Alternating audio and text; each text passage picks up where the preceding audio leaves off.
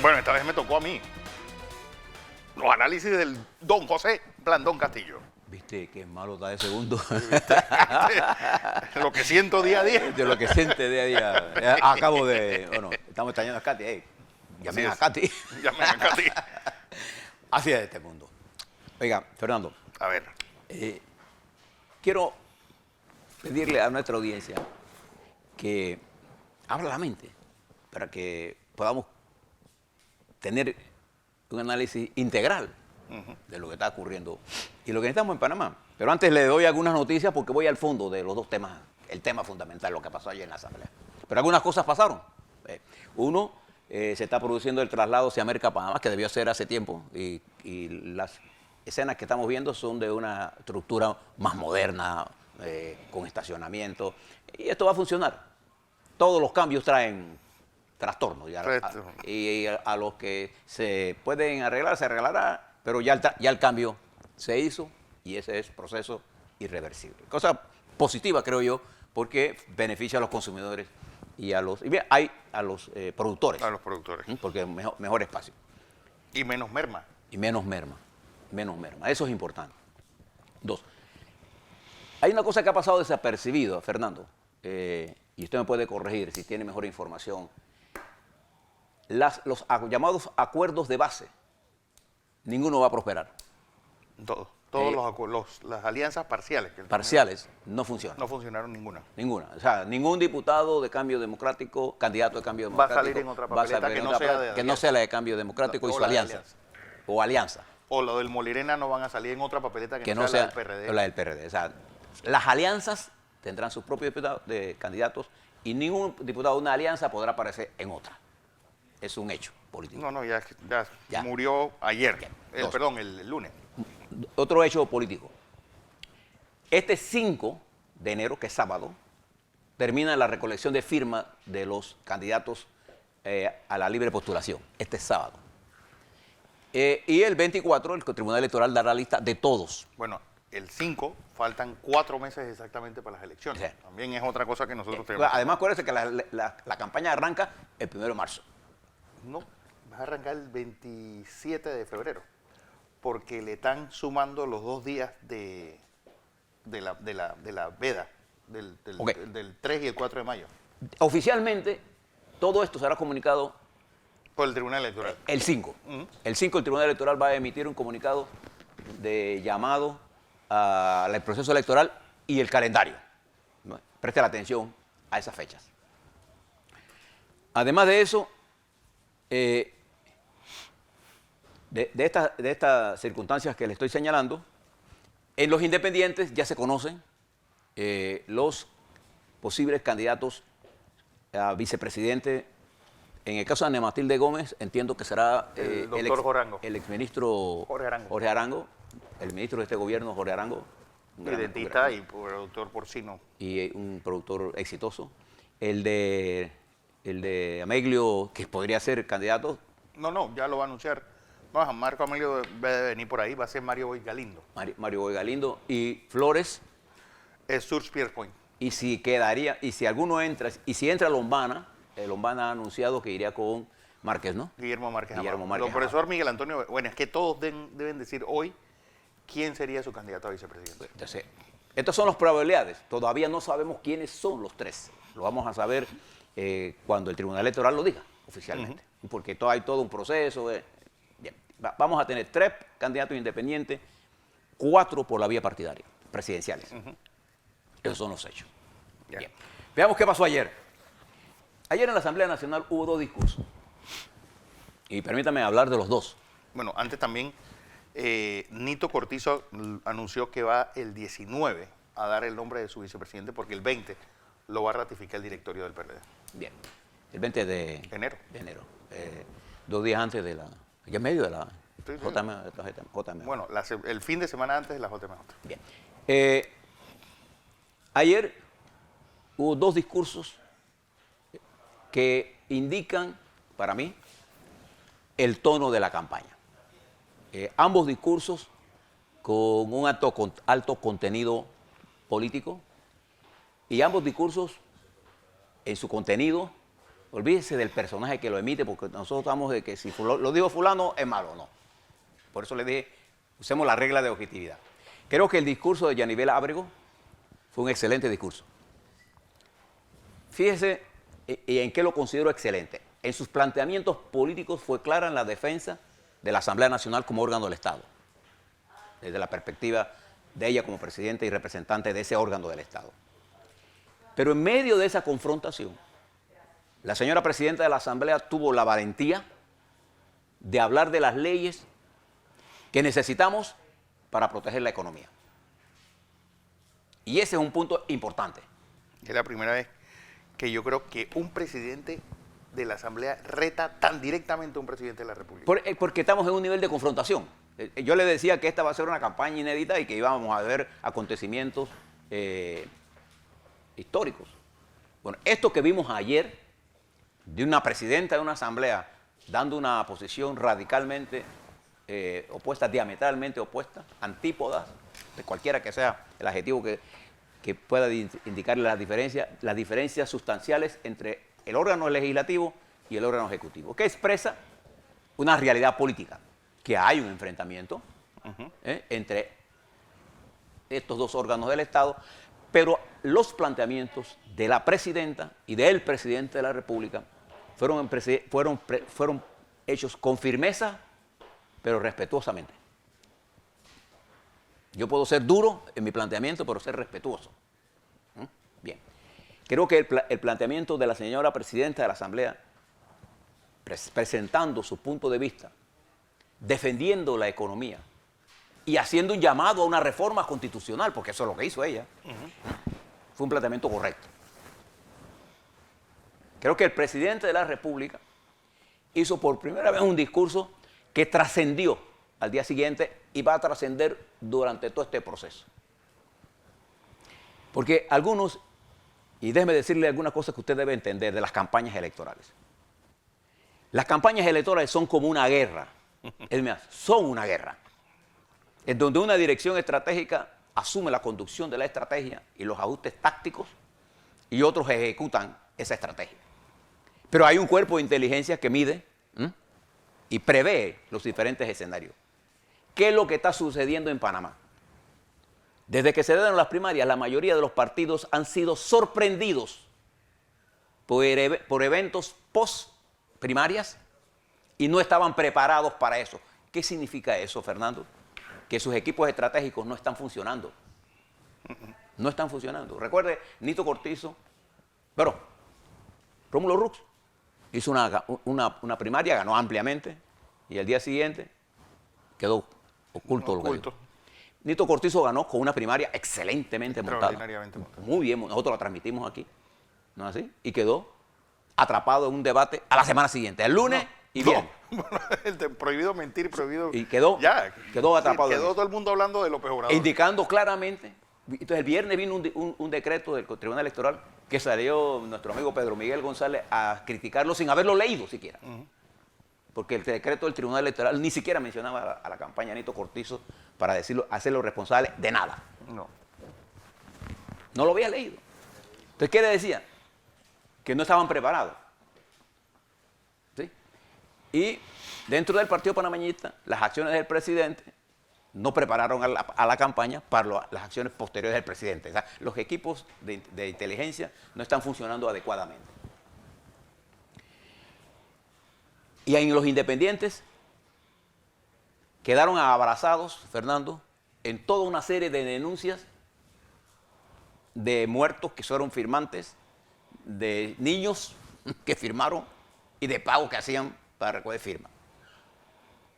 Y la vocería de esos independientes, no existe una estructura estratégica de vocería y ninguna campaña se gana sin una estrategia. Entonces, ayer el presidente de la República, en su discurso, el nervio central de su discurso fue defender su gestión, como es normal en todos los procesos esto. Pero se ahorró la explicación estadística excesiva y transformó el discurso en lo que debe ser un discurso de planteamiento a la nación, de explicar su punto de vista en los temas controversiales, en el caso, por ejemplo, de los magistrados, él exigió a la Asamblea, demandó, esa fue la palabra que utilizó, que se pronuncien, a favor o en contra, pero que se pronuncien. Pero el centro de su discurso fue la propuesta de la quinta papeleta, o de la reforma constitucional. ¿Cómo lo hizo? A través de una carta que él entregó al Tribunal Electoral, y les propongo que se lean la carta. Porque es que yo veo la gente hablando y ni siquiera se han leído la carta. La carta que el presidente le envía al presidente del Tribunal Electoral le explica que si para hacer y establecer la quinta papeleta en el proceso electoral se requiere un decreto de gabinete, un decreto ejecutivo, un decreto de gabinete o un decreto después de una ley de la Asamblea. Eso es la petición que le hace el presidente. La intención del presidente, política, fue introducir el tema de la constituyente como elemento del debate político y lo logró. Lo logró. En cualquiera de las dos opciones que él tenga, el gabinete puede mandar ya el tribunal le debe contestar. De hecho, el presidente del Tribunal Electoral ayer mismo respondió y dijo que solo a través de una ley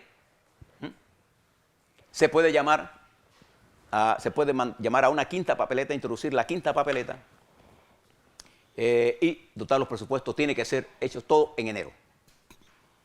Entonces el presidente puede sencillamente mandar eso, recibe la carta, la manda a la Asamblea y la Asamblea decide si hace la ley o no. Ahora la pregunta ¿es la reforma de la Constitución un tema de la campaña electoral? Hombre, claro que lo es. José Raúl Mulino, en un tuit que planteó ayer, decía, y Carrillo en otro también decía, José Mulino decía, estoy a favor de que el pueblo decida la forma y estoy en contra de dos asambleas subsiguientes. Y Carrillo de otra forma decía que hay una crisis, lo tengo aquí apuntado, lo tengo. El Estado de Derecho está en crisis y la modernización es urgente. Necesitamos una reforma constitucional. La pregunta es, ¿requiere Panamá para el próximo quinquenio una reforma constitucional integral, sí o no? La respuesta es obvia. Claro que sí la necesita.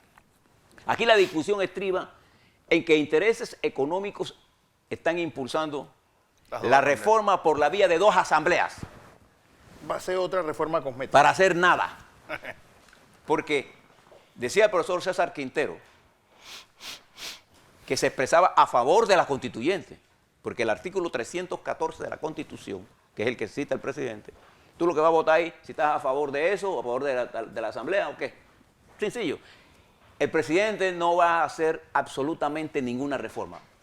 Vamos a suponer el escenario que triunfe la propuesta de Varela y que la Asamblea pase la ley. Lo único que se va a decir es que el electorado va a decidir si quiere una constituyente o no. Supóngase que la respuesta fuera sí queremos la constituyente. ¿Varela va a hacer la reforma constitucional? No. El Tribunal Electoral tiene que emitir entonces, a través del Código Electoral, un llamamiento a elecciones para escoger 60 de constituyentes entre 3 y 6 meses después de aprobada el referéndum CIPAD al 5 de mayo. Y esos son los que irían a hacer la reforma constitucional. Ya Varela no forma parte de este escenario. Gracias a Dios. No estaré acá. Esa es la verdad. O sea, la reforma no es que él va a hacer la constitución ahora, no. Lo que tiene que decidir, en todo caso, es si la Asamblea Nacional se decide no plantear la reforma, entonces queda a la defensiva la Asamblea Nacional. Políticamente hablando. Y la reforma constitucional que está, desde el punto de vista político, madura. ¿Por qué? Porque el órgano legislativo está constituido en forma equivocada actualmente. Los circuitos electorales no son expresión del Panamá moderno. Los representantes de corregimiento son anacronismo. Nada de eso, eso es lo más anacrónico. Eso fue planteado la representante de corregimiento en el 72 para un proceso de lucha anticolonial que quedó vencido cuando firmamos los tratados.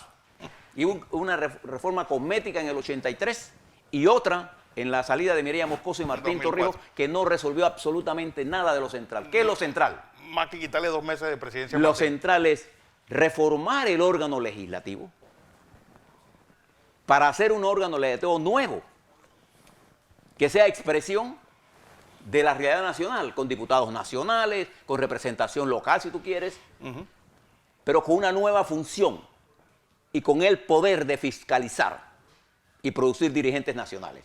Necesitamos un órgano judicial nuevo, una nueva forma para escoger los magistrados de la Corte Suprema de Justicia, que no dependan del presidente.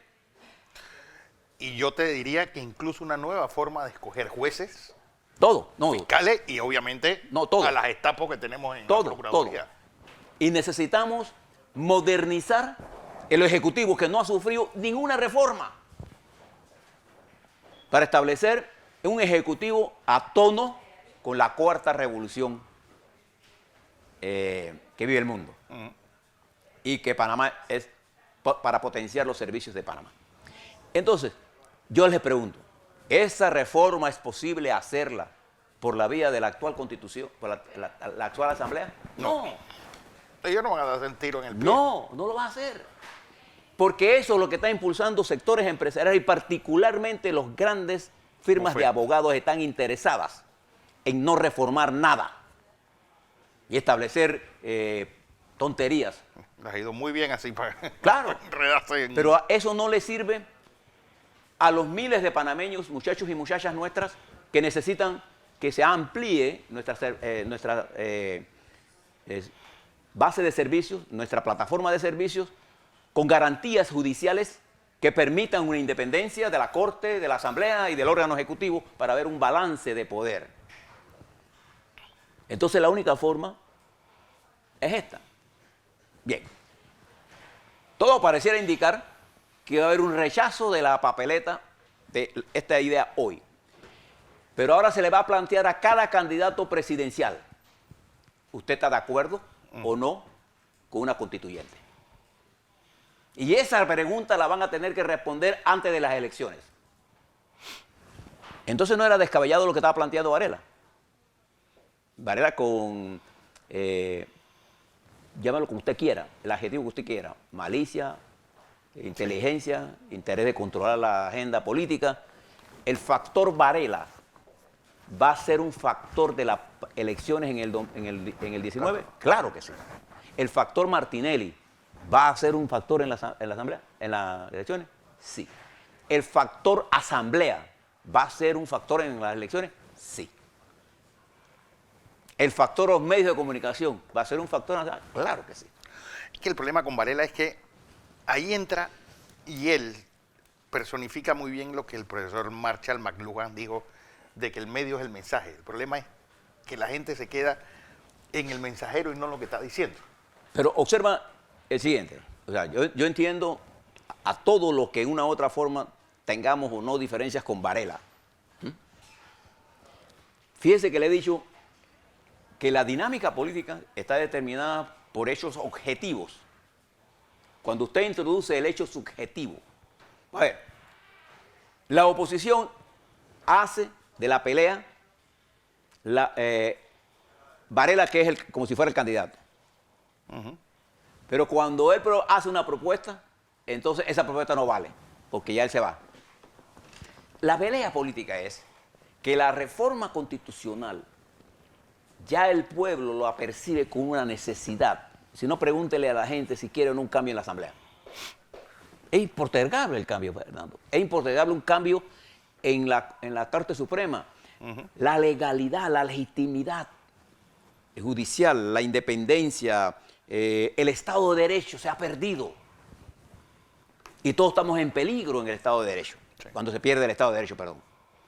Entonces la reforma constitucional ha entrado con fuerza al debate. Fíjese que toda la mañana de hoy usted va a poner, ponga la radio, la televisión, todo el mundo opinando, gente que ni siquiera se leyó la carta que Varela le entregó al magistrado. Que no sabe ni siquiera qué va a hablar de la Ni siquiera se busca el artículo 314, ni siquiera hacen ese esfuerzo. Yo les recomiendo que busque el artículo 314, haga un papelito y diga qué sería en todo caso la quinta papeleta. ¿Usted está de acuerdo, sí o no, con una reforma constitucional, una constituyente. Porque la palabra originaria no existe en el 314. Sí, eso es un invento. Inventó Chávez, una cosa Sí, así. sí, la constituyente originaria, eso no existe. Es una constituyente paralela, así que se llama en la Asamblea, en la Constitución. El 314, léalo. Entonces, el 314 establece las formas como se debe ser la Constitución. Las papeletas lo que tiene que poner es que qué es lo que usted quiere. Usted puede votar por Nito Cortizo y votar por no a la constituyente, o por votar por Nito Cortizo, sí a la constituyente. Usted puede votar por Blandón, sí a la constituyente. No, usted puede votar por Rux, sí a la constituyente. No, Saúl, puede votar por con Saúl lo que han Méndez. dicho que va a ser una constituyente originaria apenas suba. Después puede hacer lo que usted quiera. Al final se va a contar los votos. Quién ganó la presidencia es una cosa. Quién ganó, si la constituyente, la papeleta de la constituyente gana, entonces el Tribunal Electoral y el próximo gobierno, porque no es que, ¿qué dice el 314? Una vez que se decide esto, entonces hay que hacer un nombramiento de 60 diputados constituyentes. Constituyentes. Sí, perdón, constituyentes. 60. Entonces hay todo un proceso de organización y eso, después que se hace eso, se hace la reforma constitucional y después se va a un referéndum nacional y se aprueba. Ese es el procedimiento. Entonces, ¿por qué yo le explico todo esto? Porque lo que pasó ayer en la Asamblea, por primera vez, tanto por parte de la presidenta de la Asamblea, que vuelvo y reitero, fue un discurso que ella explicó las contradicciones que existen, pero tuvo la valentía y la gallardía y la inteligencia de poner los intereses de la nación para resolver los problemas que no afecten la economía y no nos estén incluyendo en listas negras que puedan tener efectos negativos contra nosotros y nuestros centros financieros y nuestro desarrollo económico para quien sea, para Varela o para que gane las elecciones y se tome posición el 1 de julio. Creo que eso es un paso importante. Fue un debate duro, importante, sí, pero al final todos nos enriquecemos con ese debate. Usted puede estar en contra, a favor, pero estamos hablando de los temas fundamentales. Termino aquí.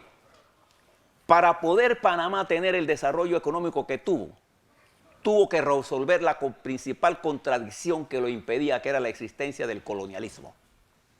Roto ese problema, pasa el canal a Panamá. Fíjese, el canal de Panamá aportando 1.753 millones de dólares, 1.703 millones de dólares. 15.000 millones en el periodo de 19 años.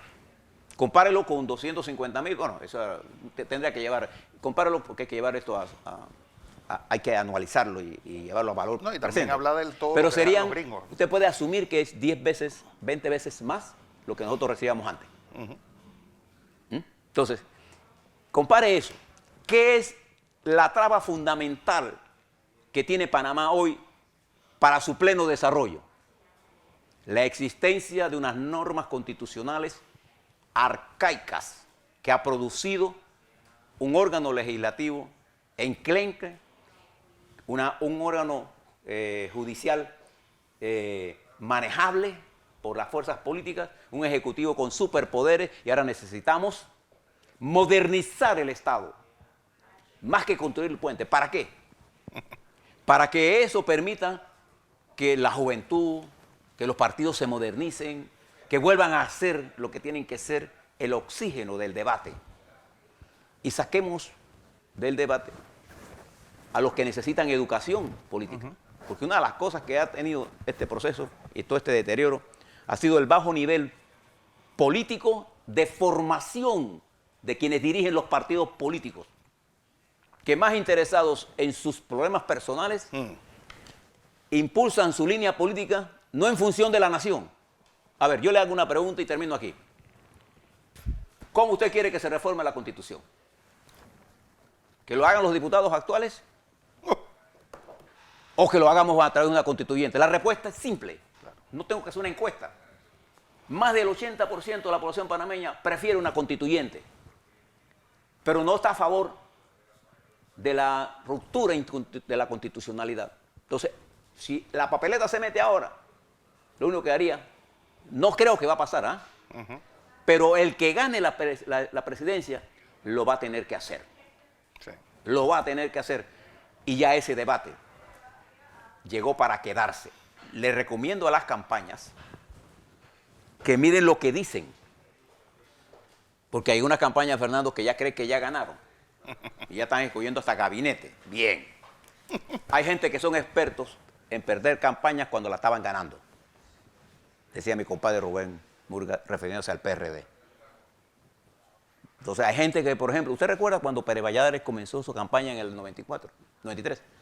Él estaba a 4%, ese era su...